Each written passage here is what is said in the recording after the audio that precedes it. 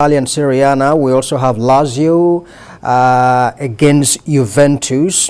That will also be another tough game. And then Fiorentina will do battles. We're talking about Italian Serie A now. Yes, that's it on your screen. Atalanta will play Spezia, Lazio, Juventus, Fiorentina versus AC Milan. All right, let's quickly talk about these games. We also have some games coming up in the La Liga, but let's begin with the English Premier League. My guest joins me live now from the UK, David Doherty. Well, David, very pleased to see you this morning. Aston Villa have now got Steven Gerrard as their manager. Well, what exactly do you think that Steven Gerrard can bring to Aston Villa? Haven't signed a 3.5-year deal.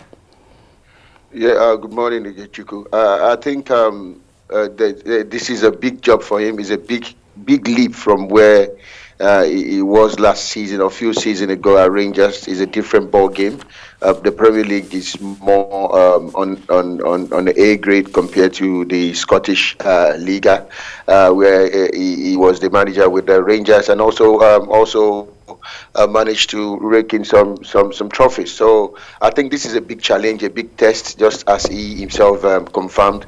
So I think let's just take these games as they come. You know, the first test on his table is to make sure he, probably get a point or a win, to try and get the team going. But like I said, it's going to be a very tough challenge for him, and I think he is ready to take up that. We've seen that, in the past during his playing days. He's somebody that actually loves challenges and all that. But I mean, being a manager in the Premier League, I think it's a different ball game entirely. All right, now the chairman was outlining some of the reasons that they went for Steven Gerrard, and he said, look, we needed stability, someone who would give us stability, and we also needed who would improve the team year on year. Does Steven Gerrard guarantee this?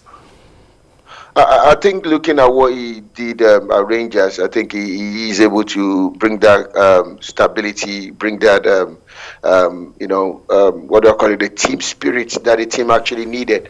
I think he is able to do that. He understands the terrain. He has played in the Premier League, so I don't think that would be too much of hard work for him. The good thing is he's got the support of the board, and I think with time he's probably going to learn more and grow more within this game itself, and hopefully become a better manager as he is as a player during his days. All right, as I said earlier, a number of tough games coming up tomorrow. You have Leicester City versus Chelsea. Leicester had a 1-1 draw last time, and also Chelsea had a 1-1 draw. How do you see that game? I think it's going to be a tough one, but I still think Chelsea will edge it. But I mean, take nothing away from Leicester side. They also have players that can do it up front. So, but Chelsea are still a bit, struggling, in the absence of their two strikers. But I think they should be able to try and get a win from that game against Leicester.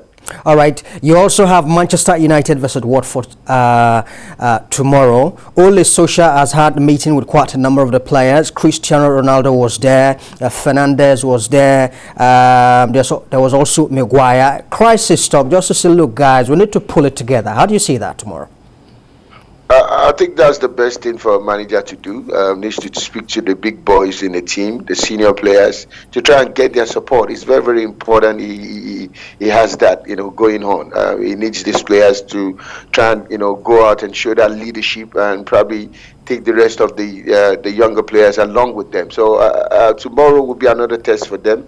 I don't see Watford winning. They also are struggling. So maybe tomorrow might be a turnaround for Ole Gunnar Solskjaer and Manchester United. All right, then. Another tough one, Liverpool versus Arsenal. That's the star match of tomorrow. How do you see that? Liverpool lost their last game. Arsenal does appear to have the momentum at the moment. Absolutely. Arsenal are back. The Gunners are back. The North London champions are back. The FA Cup champions are back.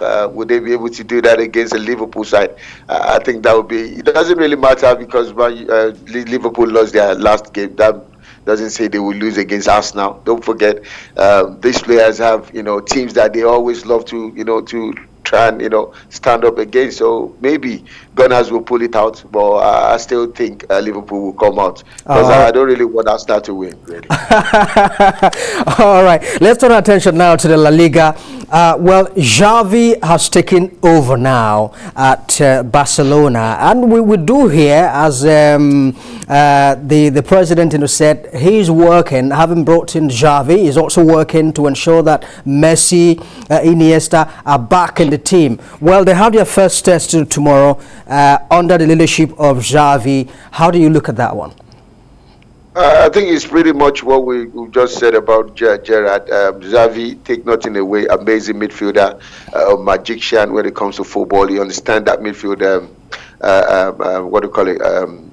duty. So would that be translated into his coaching career? I think this is a big one for him, coming to Barcelona, a club where he actually made his name, a club where he became a legend. So I think it's a different ball game for these guys. They've actually coached somewhere else, but is that the same level as the La Liga is? I think that's not. So let's wait and see if the board has got their support for him, give him all they needed, and hopefully these guys will be able to start picking and learning on the job, which is very, very important. With time, things will get better with Barcelona.